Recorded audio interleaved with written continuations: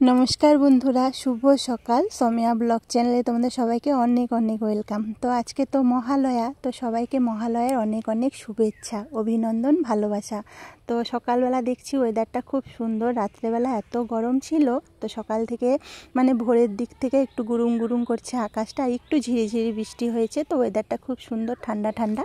তো কালকেই আমি একটু মটর ভিজিয়ে রেখেছিলাম, কেননা মহালয়ার দিন আমার খুব ইচ্ছা হয় একটু লুচি ঘুগনি টুগনি একটু ভালো মন্দ খেতে। সারা বছর তো নানান রকম জিনিস খাই, তাই আজকে খুব ইচ্ছে হয়েছিল একটু এই যে 4 কোনা করে লুচিগুলো ভেজে নিব, মানে তিকোনা করে। তো এটাও আমি দেখেছি অনলাইনেই, দেখেই আমার করা। একজনকে বানাতে দেখে আমারও খুব ইচ্ছে হইলাম যে একটা একটা করে কেন বেলবো, একটা বড় করে রুটি করে নিয়ে তাকে দিয়ে বেলি। তো আমি আটার লুচি করেছিলাম, ময়দা দিয়ে করিনি। তো লুচিটা দেখো এত সুন্দর যে ফুলে গেল, লোক বলে না লুচি লুচি ফুলকো লুচি, সেম ফুলকো লুচি হয়ে গেল।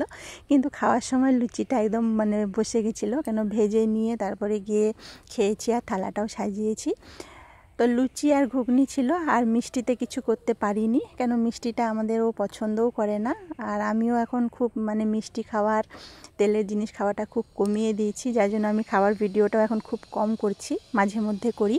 তো চেষ্টা করছি একটু খেয়ে খেয়ে শরীরটা একটু অসুস্থর দিকে চলে যাচ্ছে, তাই শরীরটাকে একটু সুস্থও রাখতে হবে। মাঝে মধ্যে তোমাদের সঙ্গে শেয়ার করব, একদম বন্ধ করব না। তো দেখো মটর আলুটাকে হলুদ নুন দিয়ে সিদ্ধ করে নিয়েছিলাম। তো মটরের একটা বেশ সুন্দর সবজিটা করেছি, সবজিতে কোনো কিপটামি করিনি, যেমন আমি তরকারি রান্না করি তেমন তেল মশলা দিয়েই করেছি। মাঝে মধ্যেও একটু তেল মশলা খাওয়া যেতেই পারে। তো লুচিগুলো দেখো একটু বসে গেছে।